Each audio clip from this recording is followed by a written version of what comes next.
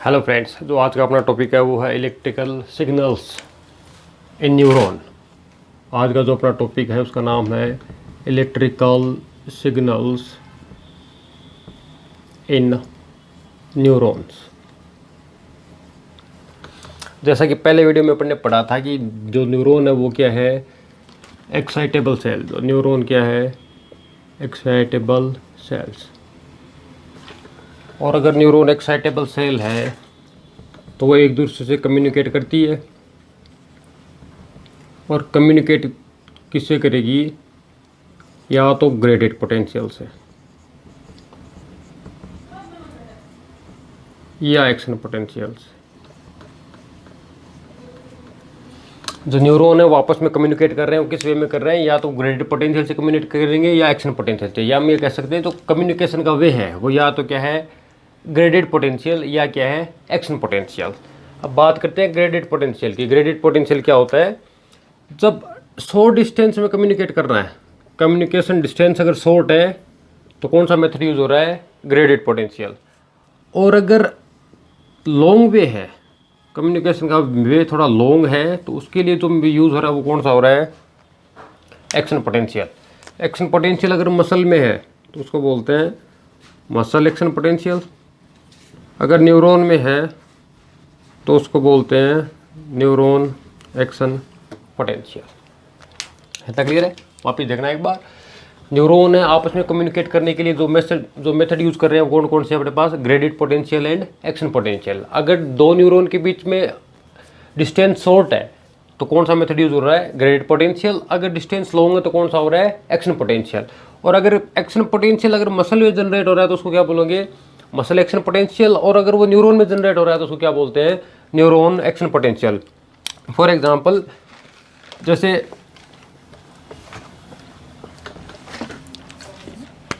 ये एक हैंड है और इसके हाथ में पेन है।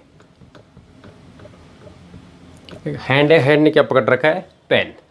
अब जैसे ही फिंगर्स ने इस पेन को टच किया हुआ है, फिंगर ने पेन को टच किया है, तो यहाँ पे लगे पड़े हैं टच रिसेप्टर। ये टच रिसेप्टर से निकला हुआ न्यूरॉन।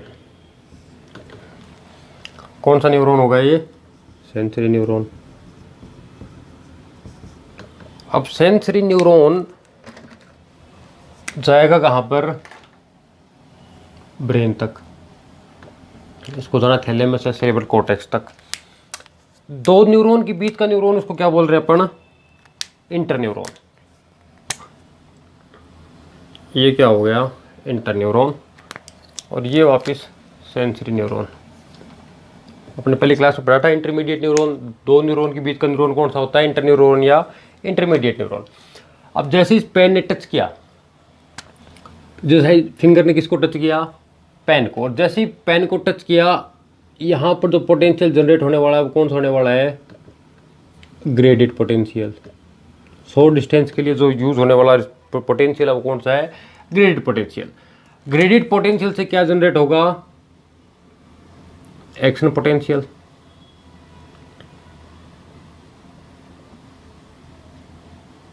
और ये अगर न्यूरॉन का एंड पार्ट है तो यहाँ पे न्यूरोट्रांसमीटर रिलीज होंगे। और न्यूरोट्रांसमीटर कहाँ जाएंगे, नेक्स्ट न्यूरॉन के पास। यहाँ पर कौन सा पोटेंशियल जनरेट हुआ, ग्रेडेड। ग्रेडेड क्या जनरेट करेगा वापस, एक्शन पोटेंशियल। एक्शन पोटेंशियल वापस क्या जनरेट करने वाला है, ग्रेडेड पोटेंशियल। और ग्रेडेड पोटेंशियल कहाँ तक जाएगा, वो वापस क्या जनरेट करेगा, एक्शन पोटेंशियल। और एक्शन पोटेंशियल कहाँ जाएगा, ब्रेन तक। और अपने को पता लगेगा पेन का टच कैसा था। नॉर्मली अपने हाथ से पेन पकड़ा हुआ है, और जैसे ही फिंगर और थंब ने पेन को पकड़ा तो वहाँ पे लगे हैं टच रिसेप्टर। और जैसे ही टच रिसेप्टर और पेन आपस में टच में आए, रिजल्ट क्या आएगा, यहाँ पर एक्शन पोटेंशियल जनरेट होगा। वो अपन बाद में बात करेंगे कैसे जनरेट होगा। यहाँ पर क्या जनरेट होगा, ग्रेडेड पोटेंशियल। ग्रेडेड पोटेंशियल का मतलब जो अभी मैंने बताया था क्या होता है, शॉर्ट डिस्टेंस में जो पोटेंशियल जनरेट हो रहा है, यानी हाथ के बीच में और रिसेप्टर के बीच का जो पोटेंशियल है वो कौन सा है, ग्रेडेड पोटेंशियल। ग्रेडेड पोटेंशियल से क्या जनरेट हुआ, एक्शन पोटेंशियल। और एक्शन पोटेंशियल कहाँ तक जाएगा, सिनेप्टिक बटन तक। सिनेप्टिक बटन में क्या है, न्यूरोट्रांसमीटर।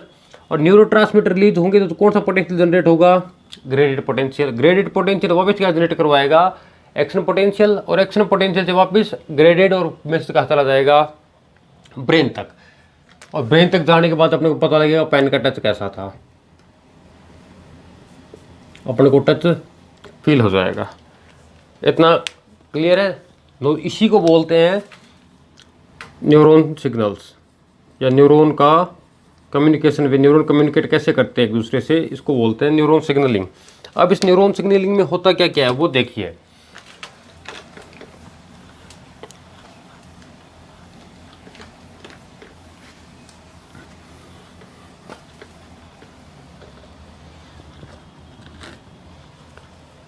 पहला, न्यूरॉन के पास कुछ आयन चैनल्स हैं। न्यूरॉन के पास क्या है? आयन चैनल्स, जो करते क्या है? सिग्नलिंग में हेल्प करवाना है काम, या ये बोल सकते हैं सिग्नलिंग होती है इन चैनल्स की वजह से है। पहला चैनल जो इनके अपने पास है वो कौन सा है? Leaky channel, leaky channel. दूसरा चैनल जो अपने पास है वो कौन सा है? Voltage gated channel. तीसरा चैनल जो अपने पास है वो कौन सा है? Ligand gated channel. चौथा चैनल जो अपने पास है वो कौन सा है? Mechanical channel.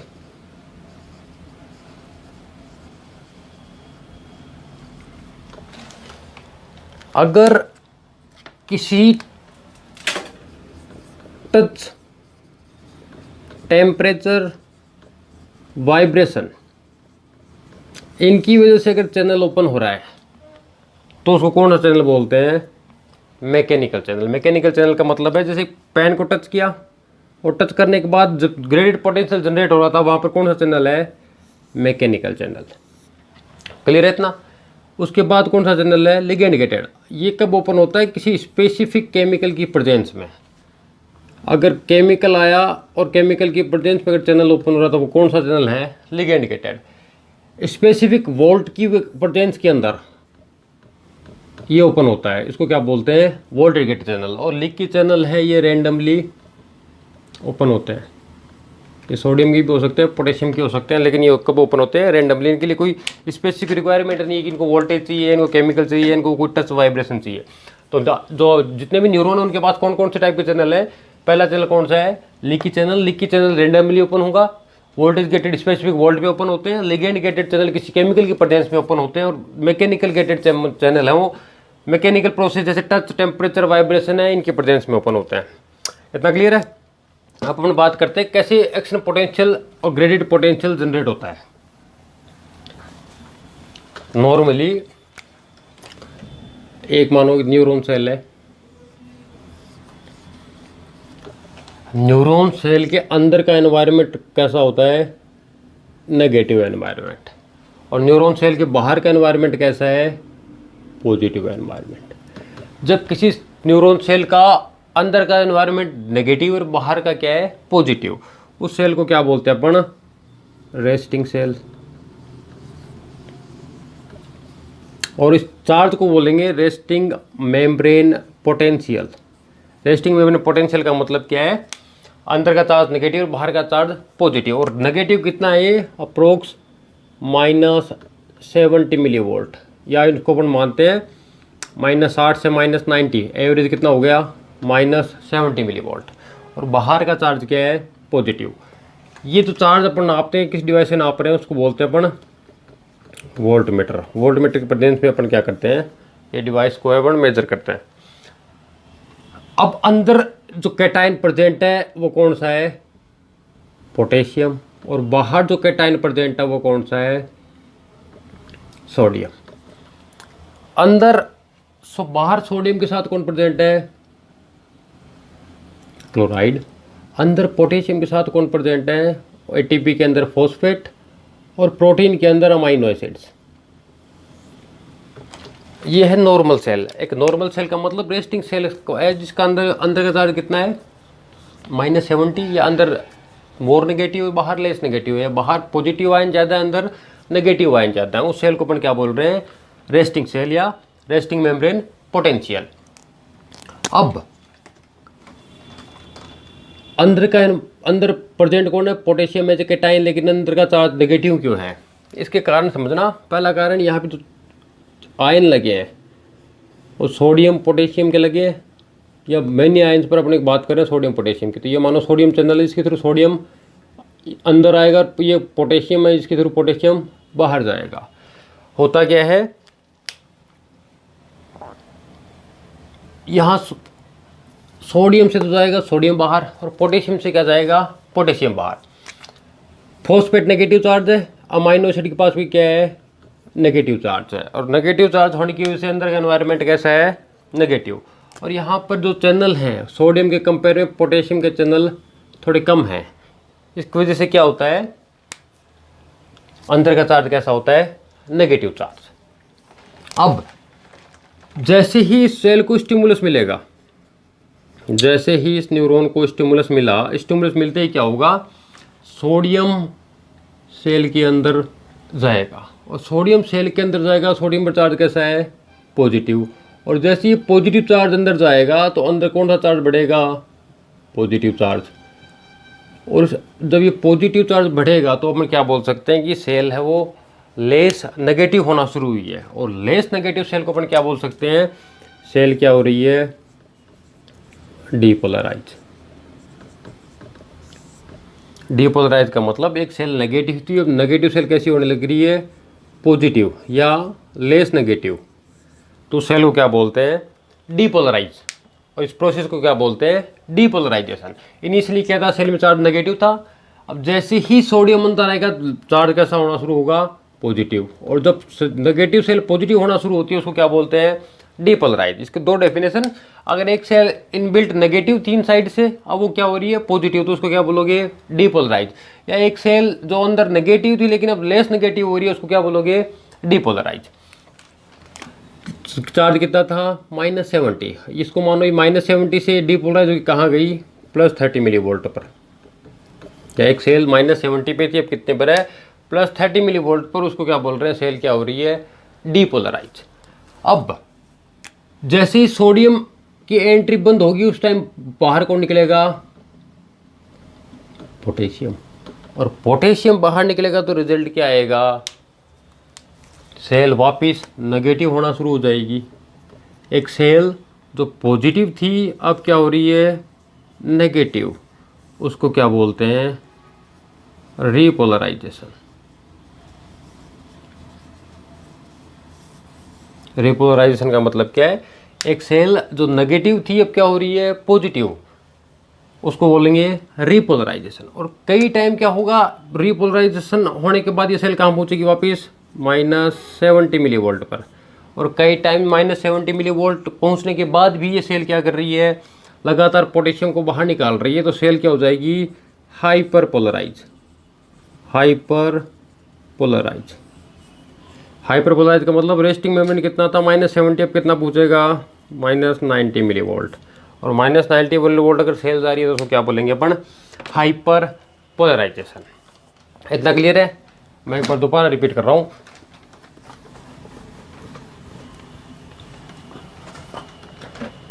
एक सेल जो अंदर से है नेगेटिव और बाहर का चार्ज है पॉजिटिव, अंदर कौन है, पोटेशियम एज ए कैटायन, बाहर कौन है, sodium as a cation. Inside outside, या ECF और ICF मान लो इसको, ICF ECF। ECF में ज़्यादा कौन है, सोडियम, ICF में ज़्यादा कौन है, पोटेशियम। चार्ज कैसा है, नेगेटिव, बाहर चार्ज कैसा है, पॉजिटिव। ये सेल कौन सी सेल है, resting cell. Resting cell, resting cell पर चार्ज कितना है, -70 मिलीवोल्ट। अब जैसे इस सेल को स्टिमुलस मिलेगा तो रिजल्ट क्या आएगा, सोडियम अंदर आएगा, और जैसे सोडियम अंदर आएगा सेल का चार्ज पॉजिटिव या लेस नेगेटिव होगा। इस साइड कोई फर्क पड़ने वाला नहीं है, यहाँ पे same as it is, positive ion. लेकिन यहाँ पर क्या था, सेल पहले क्या थी, नेगेटिव, अब सेल कैसी हो गई, पॉजिटिव। नेगेटिव सेल जब पॉजिटिव है उसको अपन क्या बोल रहे हैं, डीपोलराइजेशन। डीपोलराइजेशन -70 से कितना चला गया, +30। उसके बाद अभी सेल कैसी है, पॉजिटिव थी, अब पोटेशियम अगर बाहर जाएगा या पोटेशियम अगर बाहर गया तो सेल वापस कैसे होने वाली है, नेगेटिव। और एक पॉजिटिव सेल जब नेगेटिव होती है तो उसको क्या बोल रहे हैं अपन, रीपोलराइजेशन।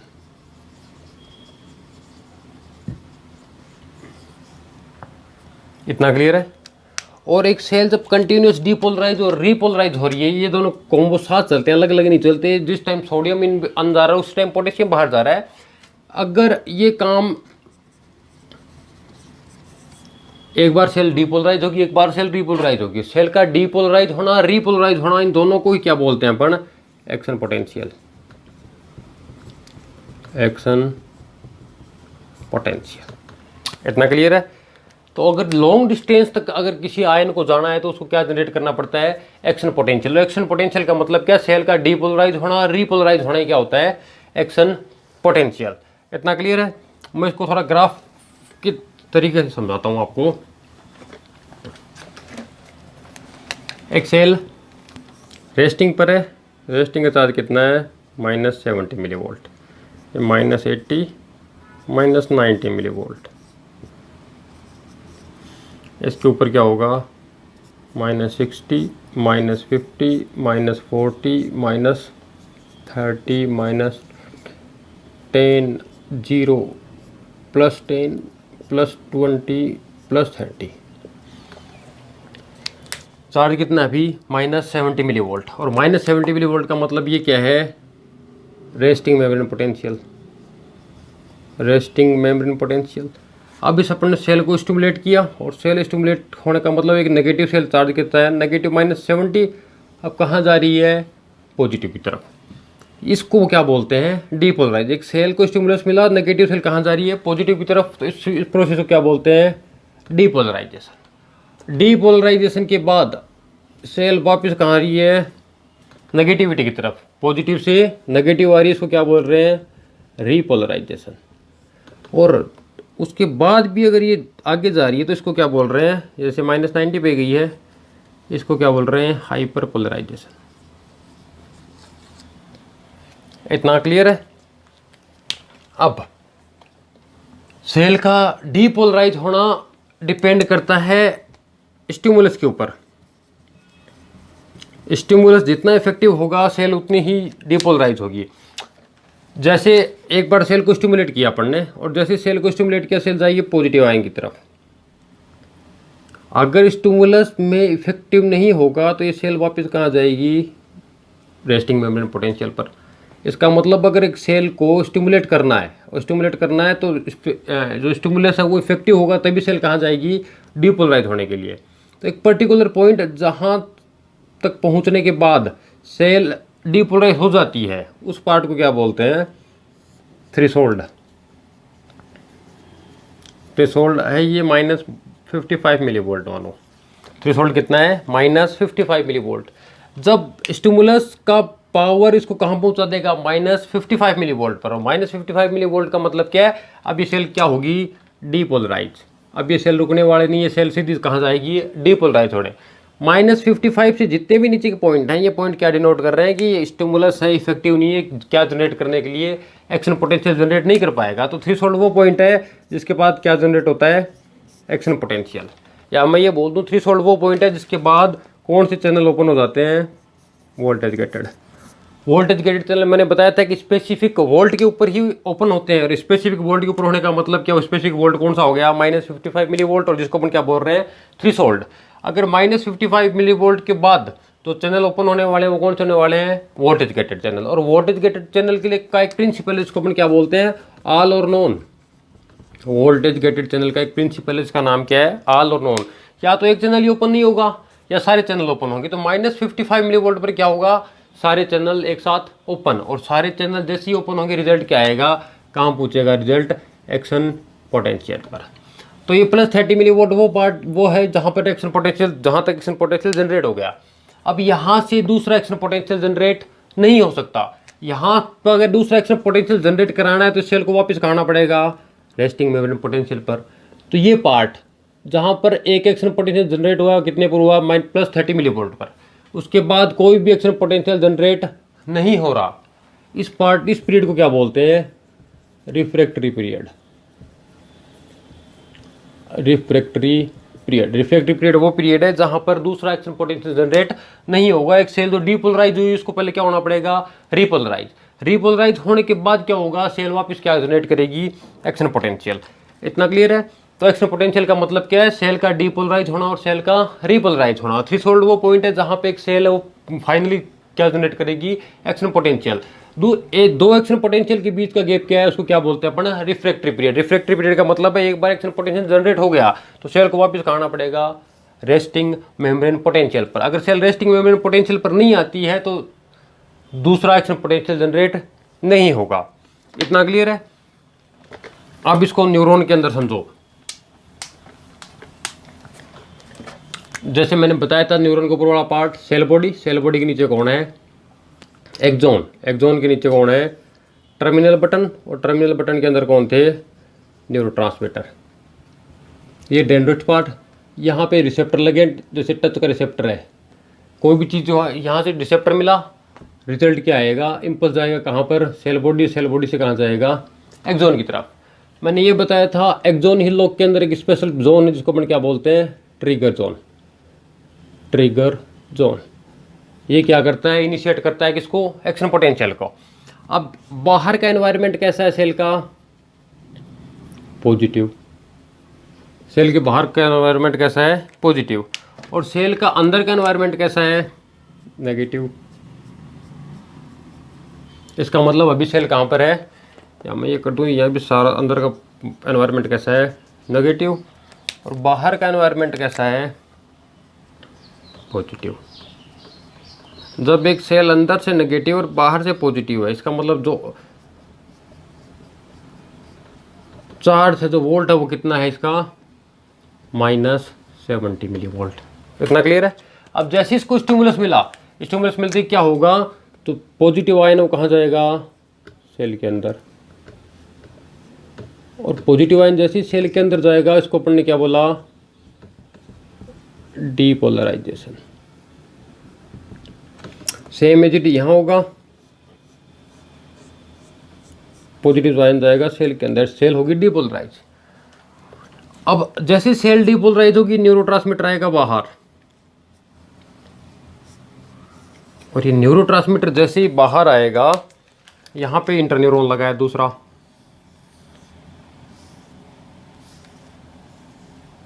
ये मानो तीसरा यही बना देता हूँ मेरे को।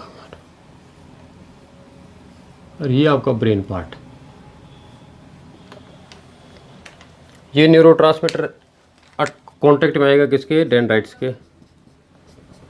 और मैंने बताया था ऐसा चैनल जो किसी केमिकल की प्रेजेंस में ओपन होता है उसको क्या बोलते हैं? Ligand gated. न्यूरोट्रांसमीटर केमिकली होगा। अगर न्यूरोट्रांसमीटर केमिकल है तो इसकी प्रेजेंस में जो चैनल ओपन हो रहा है कौन सा हो रहा है? Ligand gated. अंदर का चार्ज पहले से कैसा था? नेगेटिव था। और यहाँ पे न्यूरोट्रांसमीटर है, ये बाहर रिलीज होगा, इसको वापस डेंड्राइट कैच करेगा। और यहाँ का चार्ज भी कैसा है? अंदर का नेगेटिव, यहाँ का कैसा है? पॉजिटिव। और ये कहाँ जा रहा है? सीधा ब्रेन के पास। इतना क्लियर है? तो जैसे ही चार्ज नेगेटिव होगा रिजल्ट क्या आएगा? कहाँ पहुँचेगा? ये न्यूरोट्रांसमीटर। उसके बाद पोटेशियम इफ्लक्स होगा बाहर की तरफ, रिजल्ट क्या आएगा? सेल वापस क्या हो जाएगी? पॉजिटिव। उसको क्या बोलेंगे? Repolarisation. Same as it is mechanism चलेगी, depolarise and repolarise. Cell depolarise होगी, रिपोलराइज होगी, डीपोलराइज होगी, रिपोलराइज होगी। कहाँ तक चला जाएगा मैसेज? ब्रेन तक। ये पूरा मेथड क्या है? Signalling method. अब न्यूरॉन हो सकते हैं दो टाइप के। एक तो होता है माइलिनेटेड और एक होता है नॉन माइलिनेटेड। जिस न्यूरॉन के पास माइलिन शीथ अवेलेबल है, अपन इसको अलग से वीडियो बनाऊंगा मैं माइलिनेशन का, पर अभी ये समझ लो जिस न्यूरॉन के पास माइलिनेटेड या माइलिन शीथ है, माइलिन शीथ का मतलब फॉस्फोलिपिड, ये मानो माइलिन शीथ है। जिस न्यूरॉन के पास माइलिन शीथ है वो न्यूरॉन कौन सा है? माइलिनेटेड। और जिसके पास माइलिनेटेड शीथ नहीं है वो कौन सा है? Non myelinated. अब यहाँ से जो इम्पल्स आएगा, ये एक्शन पोटेंशियल जनरेट होगा, वो कैसे होगा? डायरेक्टली। एक न्यूरॉन जिसके पास माइलिन नहीं है उसके पास इम्पल्स कैसे जनरेट हो रहा है? इसको तो बोलते हैं कंटिन्यूअस कंडक्शन। कंटिन्यूस, कंटिन्यूस का मतलब है ये स्लो है, क्यों इसको हर कॉर्नर क्रॉस करना पड़ा है। इसको कितना क्रॉस करना पड़ा है, एक के बाद डायरेक्टली सेकंड, सेकंड के बाद थर्ड। इसको क्या बोलते हैं, saltatory conduction. Saltatory conduction, saltatory conduction का मतलब क्या है, साल्टेटरी कंडक्शन किसको बोल रहे हैं, माइलिनेटेड न्यूरॉन फास्ट कंडक्ट कर रहा है, उसको कंडक्शन कौन सा है, साल्टेटरी। और कंटिन्यूस कंडक्शन का मतलब कौन सा कंडक्शन है, नॉन माइलिनेटेड न्यूरॉन का जो कंडक्शन है वो उसको बोलते हैं कंटिन्यूस कंडक्शन। कैसा होता है, स्लो और फास्ट। जो साल्टेटरी कंडक्शन है वो कैसा होता है, फास्ट। तो ये जो कंडक्शन अगर न्यूरॉन माइलिनेटेड न्यूरॉन के बीच में हो रहा है तो उसको तो क्या बोलेंगे, साल्टेटरी कंडक्शन। और जो नॉन माइलिनेटेड न्यूरॉन के बीच में हो रहा है उसको क्या बोलेंगे, कंटिन्यूस कंडक्शन। जो कंटिन्यूस एंड साल्टेटरी कंडक्शन से क्या हो रहा है, न्यूरॉन अपने मैसेज कहाँ डाल रहा है, सीधा ब्रेन तक, और अपने को फील हो रहा है। इसके बाद जो अपने को टॉपिक पढ़ना है वो कौन सा है, न्यूरो मस्कुलर जंक्शन, जिसको मैं अलग से वीडियो में पढ़ाऊंगा। और न्यूरो मस्कुलर जंक्शन के साथ ही में इसकी डिजीज, इसको अपन क्या बोलते हैं, माइस्थेनिया ग्रेविस, वो मैं इसके साथ ही क्लियर कर दूंगा यहाँ पे ही नेक्स्ट वीडियो के अंदर। न्यूरोमस्कुलर जंक्शन और माइस्थेनिया ग्रेविस पढ़ेंगे। यहाँ तक कोई दिक्कत है तो बताना, बाकी वीडियो समझ में आया होगा। Thank you.